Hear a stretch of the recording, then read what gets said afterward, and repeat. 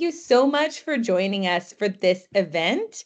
And we are really happy to have such a crowd today. You never kind of know on a Monday afternoon who's able to join and who might be watching the recording later to be able to kind of participate with this conversation even at a later date. We do have an attendance form for you all. So if you are attending now, make sure to fill it out at the end of this discussion. And if you are watching the recorded thing, please speak to your instructor on how best to get that attendance credit from your instructor. So just as a few kind of like rules for today, if you would like to speak, please feel free to raise your hand and we would love for you to be able to participate and join. With this many people, we want to make sure that we are letting everybody, be their voices all be heard for today. So I hope that you were all able to watch this film that we are going to be discussing today. And it is incredibly timely that we are talking about this today. As many of you might have seen, if you've gotten onto like social media today or have even maybe watched the news, today is the 80th anniversary of the liberation of Auschwitz, which is what this documentary is really focusing about. And so if you are familiar with that and maybe you got to look up more by watching this documentary, or maybe you're talking about this in your History 1302 course, if you're taking the second half of U.S. history this semester, this is a subject that you will surely be covering. If you're in the first 8 weeks, a little sooner, second 8 weeks later, and if it's a 16-week course, sometime throughout the semester. But we have so many different kind of modules that depending on what you're taking, you might be talking about this fairly soon. And so just as a little background there, Auschwitz is located in a Polish town, and it is the largest and probably the most notorious extermination camp during Nazi Germany in World War II. And so we're seeing a lot about World War II right now because it is the 80th anniversary. This camp also housed Polish political prisoners, Soviet POWs, Romani people, and many others as well. And it is going to be 3 different camps with different kind of, I would say, focuses on each one. And this is something that you might have learned about more by watching this documentary, or maybe it's something that you learned about in high school and you're kind of revisiting again now in this History 1302 course. And again, if you look on the news or on social media, a lot of people are talking about this today because this is the 80th anniversary of Auschwitz's liberation by the Soviet Red Army on January 27, 1945. And it is now commemorated annually as International Holocaust Remembrance Day. And so when the Soviets arrived, they found about 7,000 prisoners left behind. Most of the inmates had been forced to death marches or had been killed by that point. And so this becomes then a symbol of atrocities, but also as a way to look forward because of the phrase never again. And so that's something that we saw a lot in this documentary here. And so this 80th anniversary, I think, is a really interesting time for us to be looking at this event, especially in light of this kind of trial that was going on, right? And so a lot of these survivors are no longer with us. 80 years later, they would have had to have been incredibly young to have been able to experience the Holocaust. And so this is a time for us to kind of, I think, revisit that. And if you're able to go perhaps to a museum and see any of these recorded testimonies now, these are still very powerful for people to experience and hear. And for any people who might be a little older in this room, you might have had your own experience hearing a survivor at some point. If that's something you want to share today, please feel free to do so. And so just as a little background, I know most everyone in here probably watched the movie itself or the documentary, but for those of you who did not and are just joining for the discussion, that's fine as well. And this movie was done in 2018. And it is about the trial of Oskar Gruning, who was a former SS officer who served in Auschwitz during World War II. And he's dubbed in the accountant of Auschwitz. So he was responsible for cataloging and managing money and valuables which were confiscated from Jewish prisoners. So although he was not directly involved in the executions, his administrative role did support the regime and the machinery of Nazi genocide.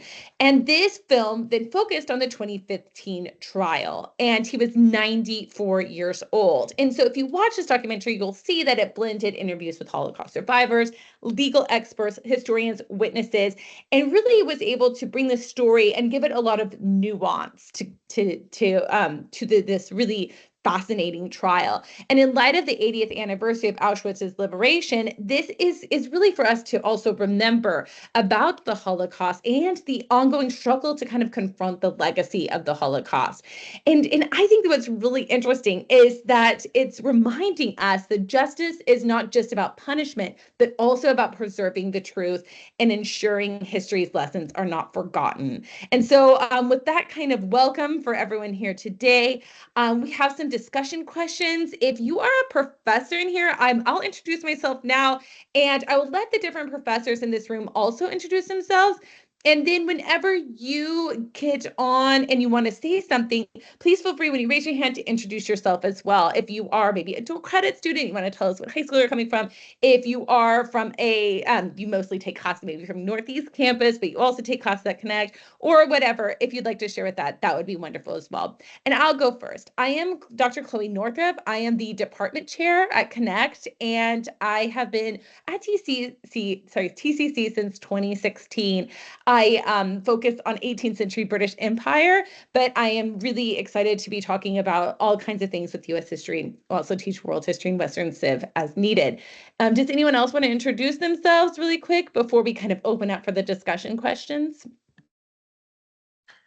Hi, I'll introduce myself. So I'm Jennifer Bridges. I'm also a history professor here at Connect. This is my second year teaching full-time at Connect. And before that, I was at Grayson College and some other places. So I focus on U.S. history, 1302 second half, also Texas history. So yeah, I'm very excited to be a part of this discussion today. Thank you, Dr. Bridges. Any other professors want to say hi? Okay, yes. Oh, hi there. I'm Carrie Zachary, and I teach at Connect as well. I teach U.S. history and Texas history. I too have heard a lot of stories and interviews throughout the day about the very important anniversary that we have today. And good afternoon, everyone. My name is Stacy Bryant. I also teach U.S. History Part 1 and 2 here at Connect.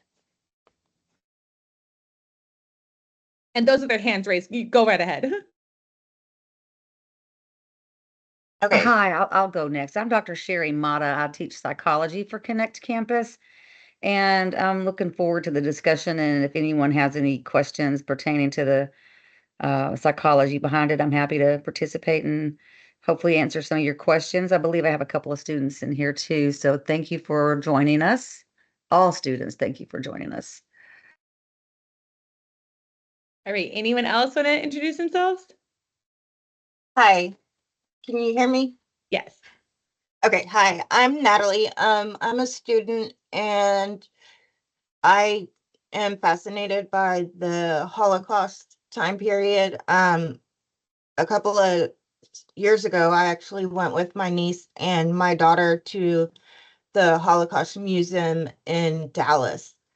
And it was really interesting because they have the train car there. And at first I thought it was like a replica, but apparently it's one of the actual train cars that they've restored.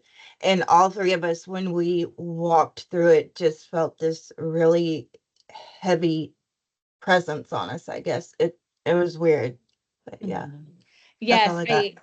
yes, the museum in Dallas, that was something I know when they were in the older building and then moved, a lot of people were wanting to make sure that they came, that they would bring it to the new facility because so many people did a field trip there when they were younger, and that made such an impression on them, and they wanted that to continue on. And so I think a lot of people were very moved when it is in this new facility now. And I do believe that it is free admission right now for students to go to the Dallas Holocaust Museum. So if you're near there, you have some time, that might be something that you might consider doing. I know the faculty also have had opportunities to go with these free days, and that is a really fascinating thing to be able to do. All right, well, let's open up for some discussion questions today. And I think something that I was kind of interested in talking about is did anyone have any feelings going in watching this that you were kind of surprised at when watching this? And I'll go first. I thought right away that I was going to be like, oh, this guy, you know, doesn't matter when, needs to be prosecuted. But seeing this like frail old man, it kind of took me back a little bit. And I was feeling kind of sympathy towards this thing. And I was wondering if anybody else was surprised by feeling something like that, or if you didn't feel that way at all, perhaps when seeing this movie about Oscar. I think that any of the people that were on trial or have been on trial, and like they mentioned in the video, that the person that they're trying today is not the same person that they were back then. And if they have any kind of feelings or conscience at all, I couldn't even imagine their own torture and hell that they lived in, knowing that they participated in those things. Yes. And I did, Dr. Mata, did you have something else as well? Okay, I thought I heard someone else going in there. Yeah, I think so. And I felt like, oh, Bonnie, will you go ahead, Bonnie?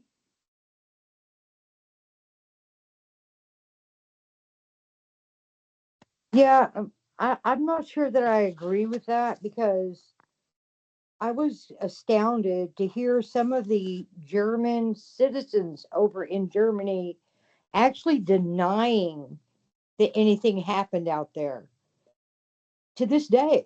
And I'm like, are you kidding me? So it doesn't really like hit my heart to just because these people are older to let them off the hook because we all have to deal with consequences of our actions. And that was just too many lives and too big of a crime against humanity to ignore and just let it go just because they had aged. And Dr. Mata, go ahead. Yeah, sorry about that. I had so many things open. I was clicking on close this, close that, close the other thing, trying to get back to my microphone. Anyway, yeah, it's very, I mean, I don't even know what word to use. It's an interesting, psychologically, it's interesting that like some people, based on our personalities, uh, some will just stick their head in the sand and act like it's not even going on, while others feel so much guilt and shame that they can't even speak about it. Therefore, they convince themselves that it didn't happen, and so we all, if not ourselves, we've had family members that, as we're young, we make really poor decisions.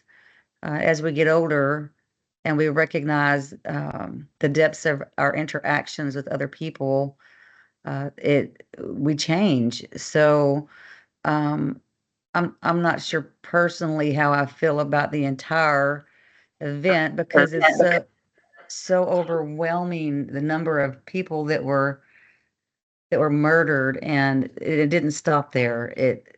Everybody had to live. Those who were remaining, who did not die, had to live without their family members for the rest of their lives. And being someone who specializes in traumatic bereavement, which is experiencing trauma and grief simultaneously, I can't even begin. I mean, we would have to do a whole other presentation to talk about the effects of that. So I don't know how forgiving I am about it for those who are involved in the atrocities, but I do still have a little compassion for those who may have been convinced to do something at a young age that they later on in life regretted. Um, so that's, yeah. Charles? Yes, so when I read that, actually watched the movie, I studied the World War II periods by myself, and I understood that while we consider a traumatic effect, we often disregard what Soviets did themselves. Over 850,000 Germans would kill themselves in Soviet concentration camps that were very similar. Often people go to one nation to feel like they should be responsible and have to pay the price, but totally overlook what another nation did as well. For the standard of justice, I do believe that he should have been prosecuted, but also that justice should be applied to all nationalities, regardless of who was the defeated in that time, kind of like what happened during the First World War. The defeated parties were punished, whereas the victors got off the hook for the same issues. Similarly, the Soviet Union got off the hook for the exact same thing that they accused the Germans and what we are talking about today. And as I previously stated, of course, it was wrong what they did, and he should have been tried and convicted. Yes, that's right. But I'm just understanding that humans go through these similar phases over and over, and to pin the blame on one group and say that they're worse than all others is wrong. Thank you. Juan? Yeah, so when I first saw this documentary, I didn't feel any sympathy for Oscar. He knew what he was doing, and even though he said that he saw what was going on in Auschwitz with his very own eyes, and as he was asking for forgiveness, I wouldn't want to forgive someone who participated in the worst crime in human history. It would have been better if he had been extradited to Israel or the Soviet Union or any other country where the crimes took place. An example of that is Adolf Eichmann, who, was executed in Israel for what he did. And Adolf Eichmann, I think, denied what was going on, and he felt no shame in what he did. So should we show mercy to these war criminals who inflicted so much pain and suffering throughout an entire continent? Absolutely not. What Charles was mentioning, that the Soviet Union should be punished for what they did. Yeah, they should, but we have to understand that the Germans who invaded Eastern Europe and the Soviet Union killed millions of people simply because they did not belong into this superior racial complex.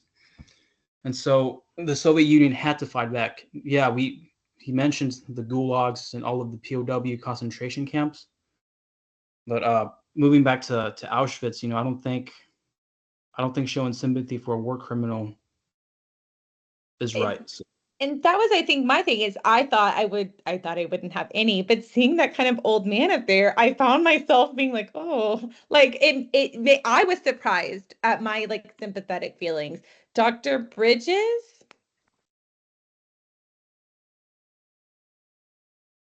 So, oh my God, I mean, there's so many thoughts, and you guys have so many great kind of perspectives that you're throwing out there. There's a lot to unpack here.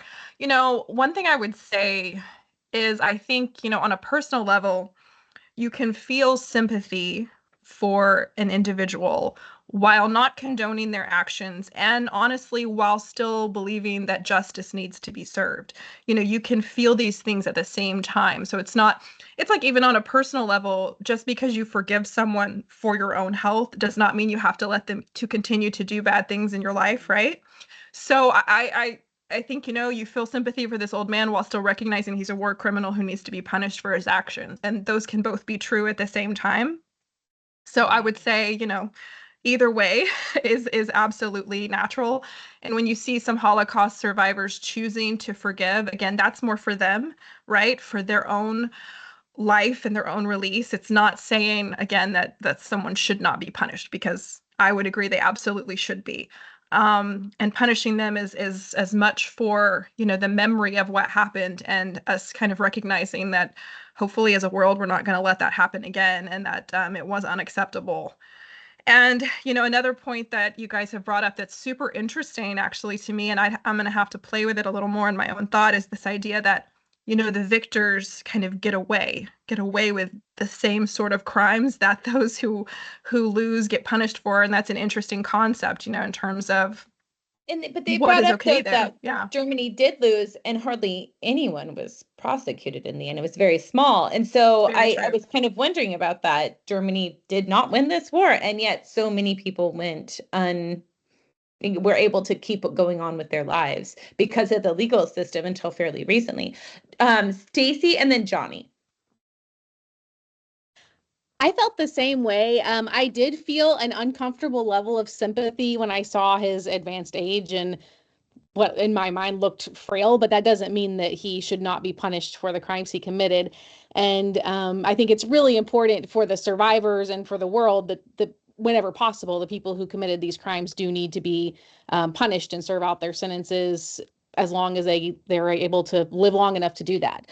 But one thing that I thought was a really good point, I don't remember who it was on the video, but they said, we can feel sympathy for him as a 94-year-old man, but he sent 94-year-old men to die when he was at Auschwitz. He didn't have sympathy for those men. And that was a really good point that I thought that kind of helped me place some of those sympathetic thoughts about his age further back in my mind, because it really wasn't about that. It was about what happened and what we needed to do to address it now.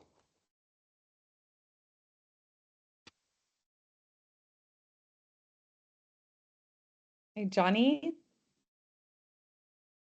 Oh, I think you put it in the chat. I could read that for you if you want. I was surprised to hear that the officers weren't put on trial as much as I had previously thought. Also, that judges themselves played a big role in having those officers that were on trial having a really light sentence compared to what they were accused of. Yeah, and I think that that's something that this documentary really brought out really well, is that for many Holocaust survivors, they never had those moments of like justice ever. And so for many of them, it might have been rather cathartic even years later to be able to get there and hear that. And I think what was also to me surprising is that so many of them just did not speak at all. At the trials, they didn't say a word. And yet Oscar did. And I think that was what kind of made it different. We have another hand up. Survaya? Hi. I feel like when everybody wants that a judgment that he should be punished. But I feel deep inside their heart, all they want is sorry for what he did, because just giving him a death sentence will not make their pain, completely free. All they wanted is to realize that what the past they experienced was wrong. They did wrong to them, and they should the discussions and the court arguments, all they wanted him to have an apology for them. I feel that was the pain they're expressing. So for me, like the thing is that for me is like, if what at a deeper point of view, I would like the judge to ask if you could give an apology to what has happened to them. Yeah, I feel like that was owed so many people who maybe never got that. And so my next question for everybody is, Gruning was not directly involved in the killings, but played a logistical role. Should people in those positions be held accountable for their atrocities? Why or why not? Does anyone want to go for that?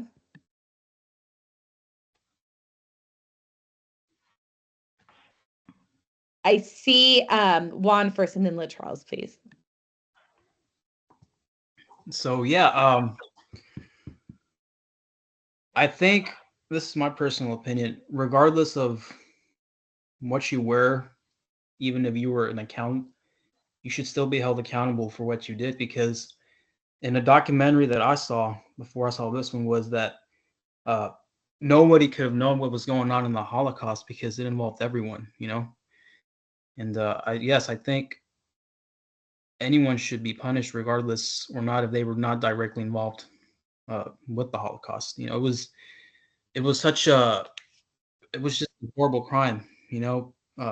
Millions of people were gassed and murdered. Many of the officers in Auschwitz who had families back in Germany would tell their families of what was going on and what they were doing, and maybe those wives were approving of what those officers were doing, because German nationalism was a big thing in Germany. So we may never know what those relatives thought about their husbands who were participating in the worst crime in human history.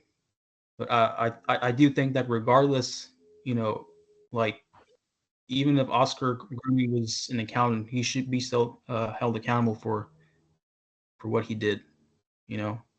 So that's just my personal opinion.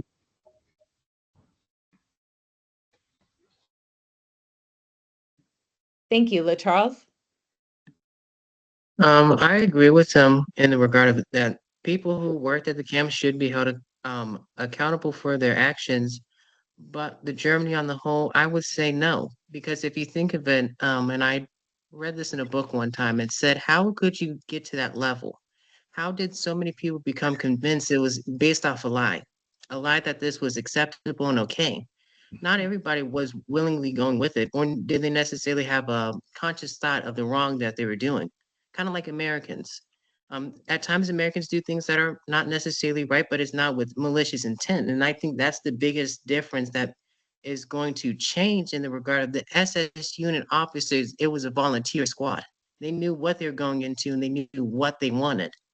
In the regard of, in the documentary, showed that most of them were Hitler youth, and the SS were renowned for their cruelty. That's one of the reasons they were recruited.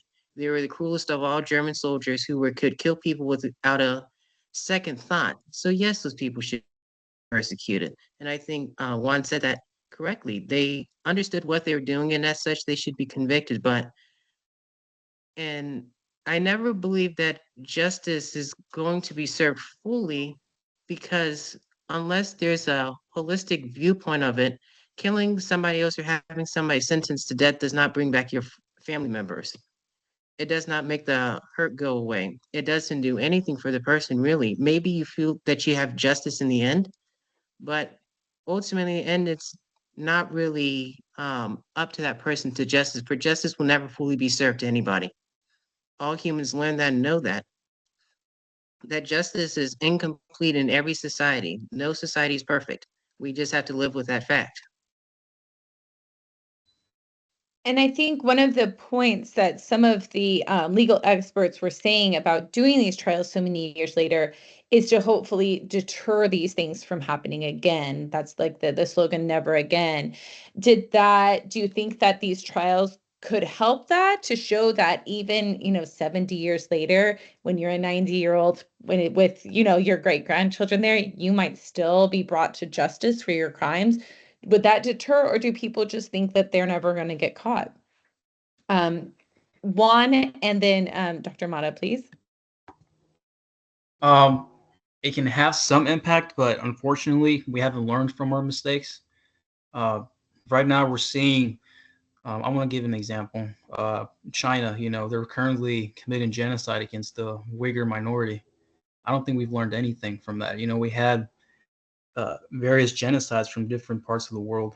So if we continue to, head down the same path, as our world becomes more dangerous and destructive, what was the whole point of saying, never again? October 7th, that's another example.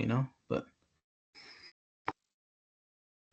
I Dr. Mata? 100% agree with Juan. We have not, I think there are those of us who obviously know that genocide is wrong, but it's happening today, and it's not just China.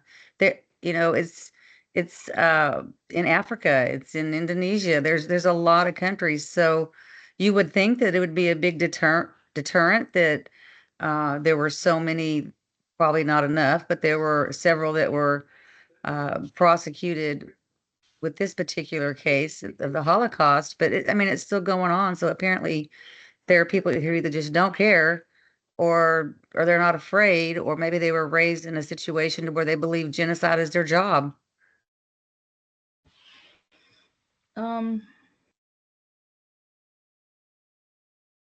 Please go ahead. Yeah. So I feel like definitely bringing them to justice. Can you hear? definitely when bringing them to justice will impact everybody's life. Like as we are talking about what happened right now with that video out there, many people will watch it and they have their own views on it. Because after seeing the video, I feel like he's very old to get punished at that time. Like uh, who cares if he get justice or not? Like for me like what happened is that their voice got the voice of the survivors got heard, and they have listened and they have argued about it. For me, that matters. For me, what happened right there. And yeah, I think when you say like who cares, I think that the survivors who were there, I think it meant a lot to them, and they think they said that. Dr. Bridges? Yeah, just kind of piggybacking on what you just said. Um, it's more for the survivors, right? And it's more also for history's memory of it, to kind of say we have not forgotten this. And, there are certain levels of atrocity that time does not heal, right? And time, and murder, honestly, murder in any extent, but genocide obviously is a whole nother level. We will not forget. You don't get away with it. History will remember. And so I think those trials in a way are more representative, because obviously, as you said, I mean, most Nazis were not punished as war criminals, right? In fact, some of them, we even brought some over as scientists and gave them jobs over here, right? I mean, we could go into that. That's a whole nother story. But the point is, most were not punished. But I think these trials were important to just sort of represent that the world is not going to forget, and to allow the survivors to be heard. So I completely agree with what you said there. And Ada here in the chat said, I completely agree with you. Genocide is still happening today, and the most important thing we can do is learn from history so we don't let it repeat itself. It's not just about recognizing the past, but staying aware of what's happening right now and taking steps to prevent it.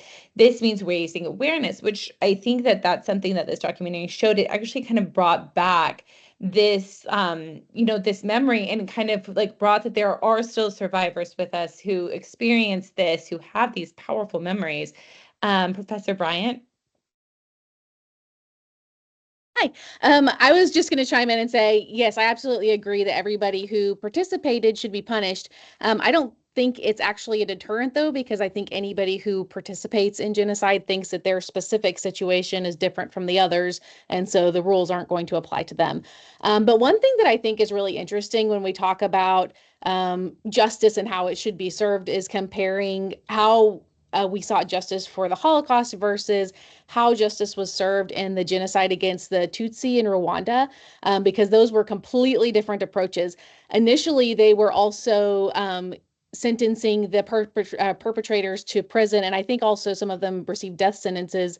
But the families of the people who survived, who lost family members, said, well, this doesn't help me. How am I supposed to continue farming? How am I supposed to, do the things that I have to do to survive? And so instead, what they did was they actually had the perpetrators work for the families of the people they killed, and they worked for them for life. And so these families still all work shoulder to shoulder next to each other, working together to help the families of the people who were killed in the genocide, which I think is absolutely fascinating that they were able to make that work for them.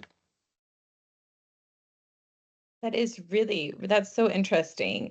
And I think that just kind of brings up also the question for my next question too, is about guilt and complicity. What does Groening's story tell us about individual responsibility?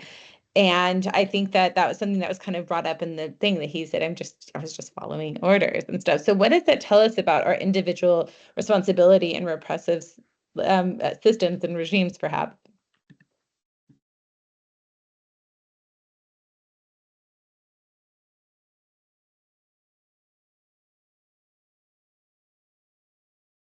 I think it, as far as like them doing something just because they were following orders, I know at one point in the video, I feel like they were talking about how some of the soldiers, they were kind of raised a certain way, and so they didn't necessarily view what they were doing as wrong because they were raised to believe these certain beliefs, I guess, versus there were ones I'm sure that were acting out of sheer hate and consciously knew what they were doing was wrong, if that makes sense. Yes, absolutely. And so what impact do we think then and lessons about prosecuting individuals can ensure historical truth that the Holocaust is preserved, especially in a world where denialism and misinformation is present? If you've taught a U.S. History 1302 class, I've had, I don't know if anyone else has had, we've had people who deny that this event happened at all, and we saw that in the documentary, obviously in Germany, but there are people in the United States as well who believe. And if you go to the Holocaust Museum in Dallas, you have to go through a whole security thing before going in because there are those who seek to harm others in these places still today. So what do we think about his trial in a place with misinformation and also denialism about the event itself?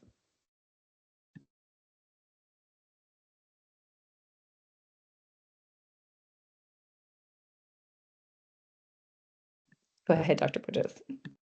Well, I mean, I think things like this are so important for that, right? Because having the survivors have a chance to talk about their experiences and get such public sort of awareness of it, and much less, of course, him, the accused, but having this brought to international attention, it just makes it less credible, right, for people to deny. I mean, obviously, as a historian, we know there's no credibility to those denials anyway, but it just brings attention to that, and I think that's really important. And places like the Holocaust Museum do the same thing, and that's why they are so important as well.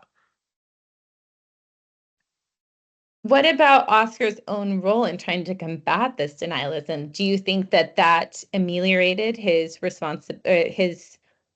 burden he had from the acts he did earlier in his life? Was he making amends, perhaps in some way, or not really? Ooh, that's a really good one. I want to jump on that real quick, and then we'll go to one. Go to one. Because my answer would be, maybe in his own soul, right? Maybe it helps just sort of, release some of that he's holding on to. Does it obviously in any way get rid of his responsibility and the need for him to be brought to justice? No. But is it him doing the right thing? And maybe that's going to help his passing from this world? That's a whole nother question. But I don't think it in any way, the level of his crime was too much, but I think it was the right thing. So I'm glad he did that. Yes, Juan? I agree with Ms. Bridges.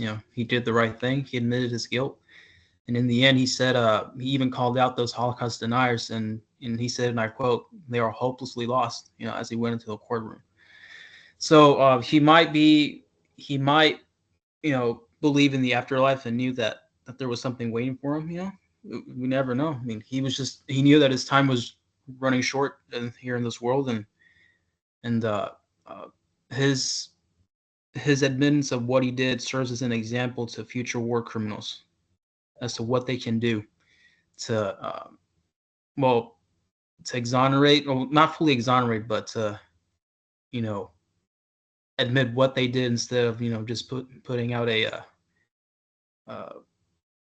crazy list of denialism or justifying for what they did.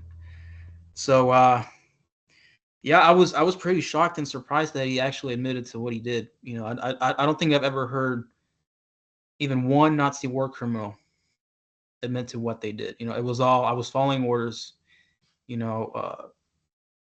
It's but yeah. So him admitting everything that he did gives me some kind of closure. But I'm kind of angry that most of these war criminals are dead. They got away with it. So, but it would have been better if if Hitler had been tried, because he was the one who was at the center of it all. So I think that it was really fascinating too, the fact that he did talk about it so openly, and which might have led to his own, demise when it came to the notoriety of that, getting him perhaps like the trial and everything. But so many people, who are deniers, I think that this kind of a voice is really important from someone who was a perpetrator and has no incentive to come forward with this other than perhaps, as Dr. Bridges said, to maybe, I don't know, atone in some small way. And so I think that that was a really kind of fascinating aspect of this trial that made it rather unique as well. The fact that he did testify, the fact that he had also gone on to the BBC and other places to talk about his participation to help combat this denialism as well. And to me, I think that that's in some ways like, can we say commendable? I'm not sure, but something that is hopefully going at least on the historical record then for others to see in the future. Yes, Mon? Something interesting. Oscar Gruning was actually brave and bold to go out and admit his crimes. Adolf Hitler was a coward who ultimately could not face the very people that he wanted to kill. At the very end, when the Soviets were nearly a few kilometers from his bunker, he chose the easy way out because he understood that Stalin was out to get him, that everyone that he had made suffer were out to get him, and he understood the consequences. He wasn't willing to let the Soviets, mutilate his corpse and send him back to Moscow. But Oscar Gruning, in comparison to Hitler, he did the right thing, and Hitler was just, he could not face his crimes. So that just shows that war criminals are ultimately cowards who are scared to face the consequences for their actions. Thank you. I like disclosure, I became a mother 3 years ago, and I've seen Holocaust things obviously over the years, but that testimony from the girl talking about being separated from her mother, I found myself getting incredibly emotional in a different way than I think I had before. And I was wondering if anyone else in here was either a parent or has found themselves in different stages of lives where hearing these testimonies have affected you perhaps in different ways, depending on kind of maybe what season you are in. And maybe you heard something in high school, but then when you heard it as an adult, it affected you differently just because of, like, I don't know, the years or experiences or different maturity or anything like that. Did anybody have anything like that happen while watching this? Shabaya?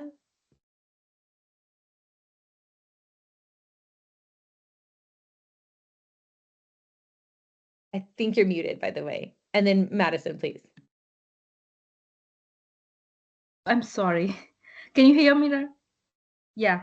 I'm a mother. Like I totally get the feeling like how the young children, some of the survivors, their testimony. I'm like a 6-year-old, and that was the last time I saw my mother.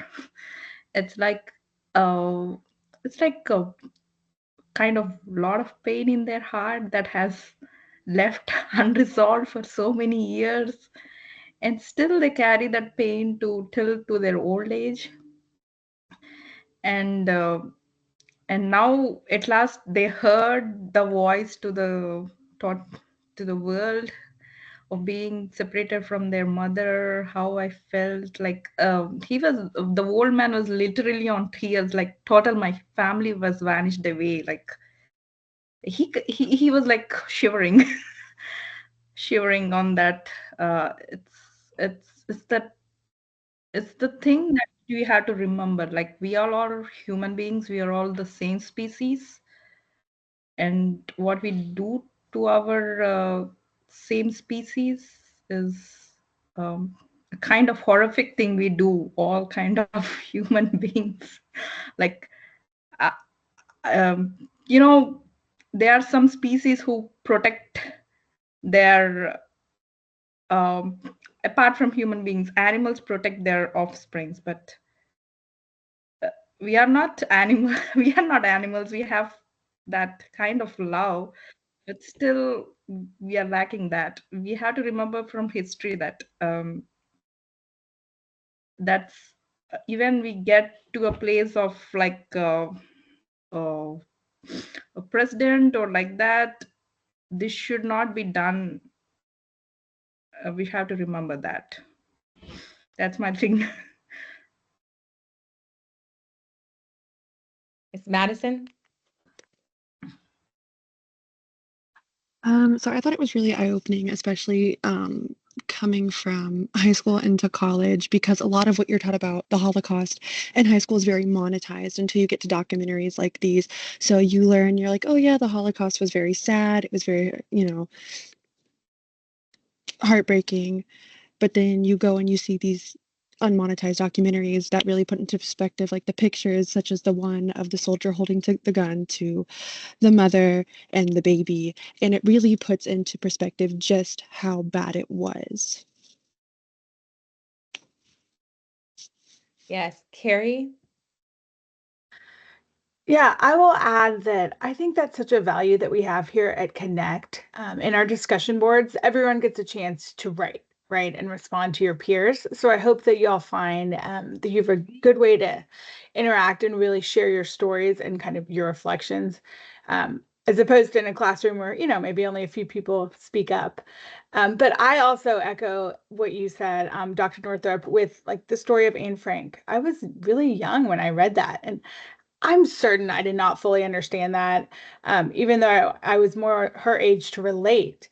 But when we went to the Holocaust Museum, and for those of you who haven't been, there's a hologram of a lady who was interviewed late in her life, and there's multiple people that you can interview and ask questions to, and it really helps you to connect with them and learn their stories, and hearing about her story as a young, almost teenager being taken and being in hiding just hit me so hard because I have kids that age, and I could only imagine what they would go through. So it was really quite a thing of my place in life.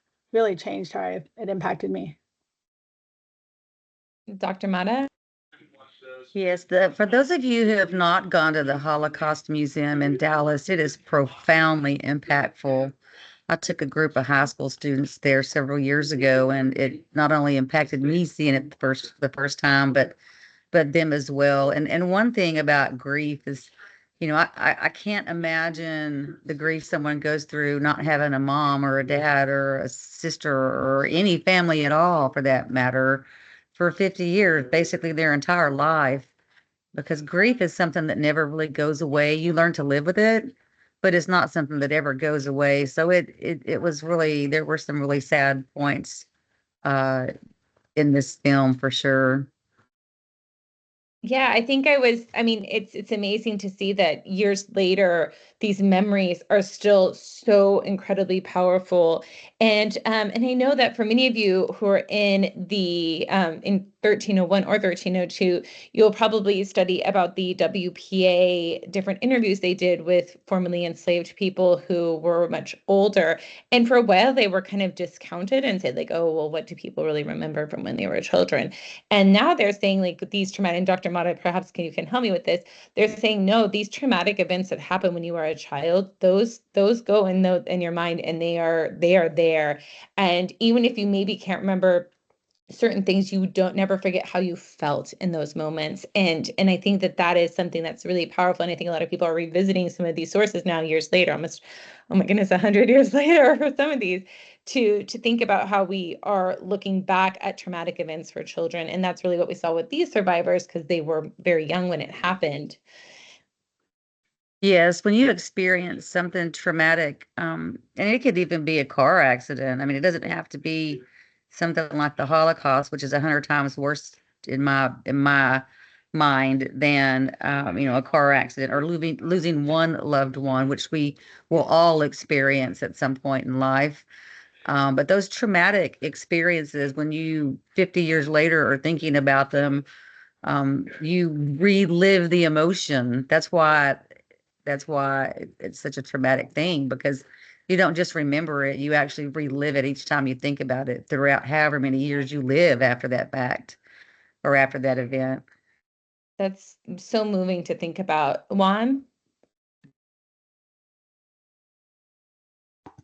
It's very it's heartbreaking to hear some of these stories. Imagine, being taken along with your family into a death camp and then finding out that none of your family is alive, and you have to basically find a way to fend for yourself for the remainder of your life.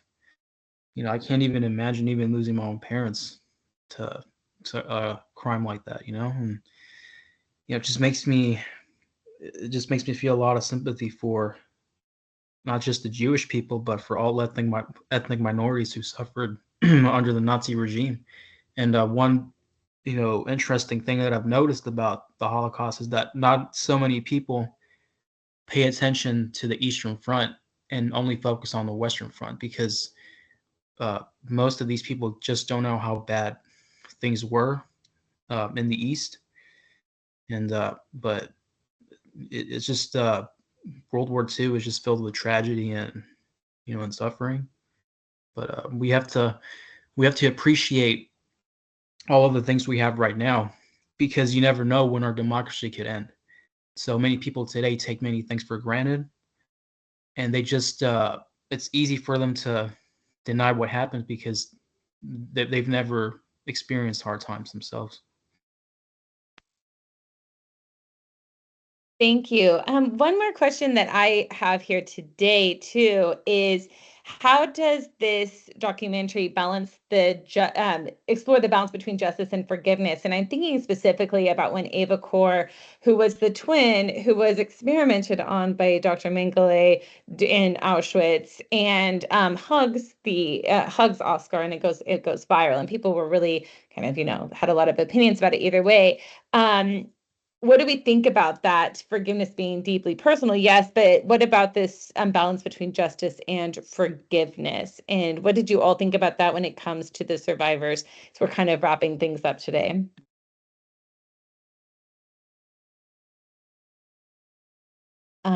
Let's do LaCharles, Sorvaya, and then Juan, please. Okay. I feel um, uh, like she said, like in the ending, that you can only make a friend by accepting with love. They don't. So she, that was impacted in my mind. Like what she told is like, okay, that happened to me, and I'm living with it. But you can only bring him to justice and make him realize that what was wrong, what he did was wrong, only through forgiveness. if he if we if we What was her perspective is that if we forgive him, and he will realize his mistakes, let's do that. And what he will do with the just even the if we give him like a death sentence, what he'll do, he just get more bitter, and he'll die. Instead instead forgive him and realize that he was forgiven. And you know it's realizing his mistakes is a good thing than giving a sentence to him. LaCharles? I agree in the regard of during the movie it showed the reactions of the other Holocaust survivors and how they felt about her forgiving them. And it struck me as interesting that they were angry with her for forgiving. They felt that she should have held on to hatred against them, but really understanding that she was forgiving them for her own purposes. Forgiveness is for the individual, not for the person who's being forgiven. That makes sense.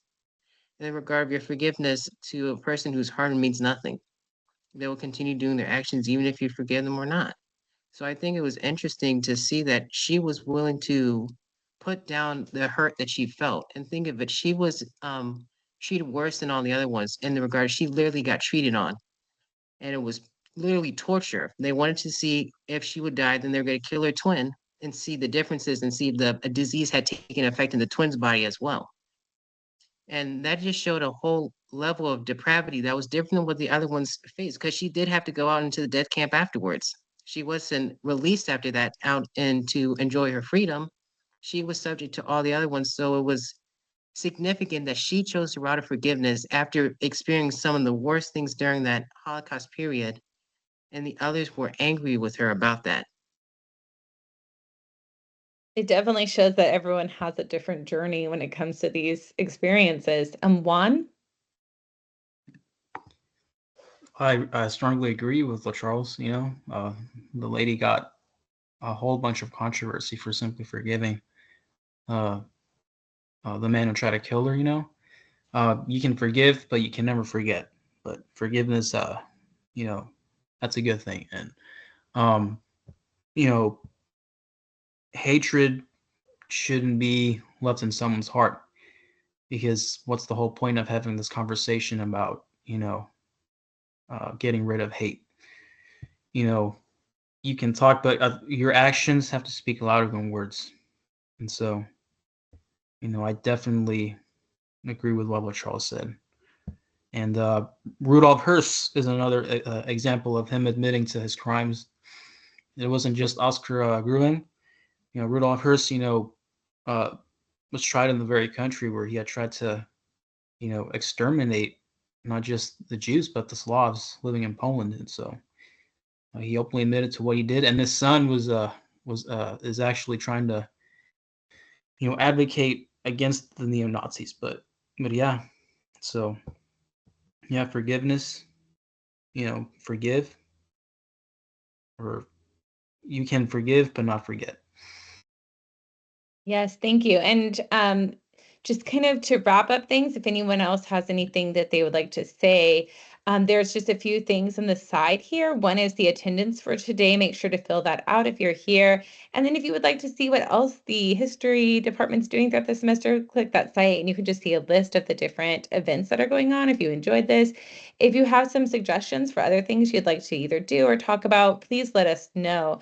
And I also will plug, I helped curate an 80th anniversary of World War II exhibit in Cleburne, Texas. If you find yourself in Cleburne in the next few months, it'll be open through May.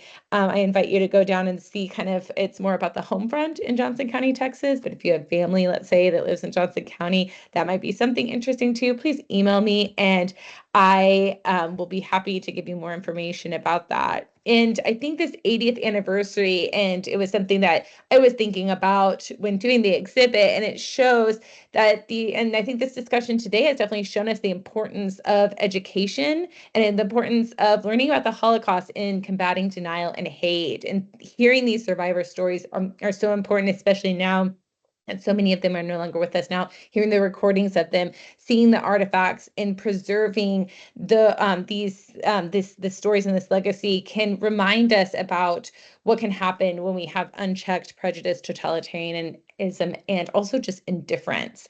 And I think that is an important thing for us to remember today. And I just want to remind again that this film really reminded us that justice is not just about punishment, but about preserving the truth and ensuring that history's lessons are not forgotten. And that's what we're here for today. So if anyone has anything else you'd like to chat about, feel free to do so. And if not, fill out the on the thing on the side, the attendance form on the side, and please do let us know if there's anything else you would like to see us focus on or do this year, especially I would think like World War II kind of focus things, especially with the 80th anniversary that's happening right now at the end of World War II. So thank you all for coming today, and feel free to stay around and chat though if you'd like. Have a good day. Bye for now. Thank you. The presentation was really informative and enjoyable.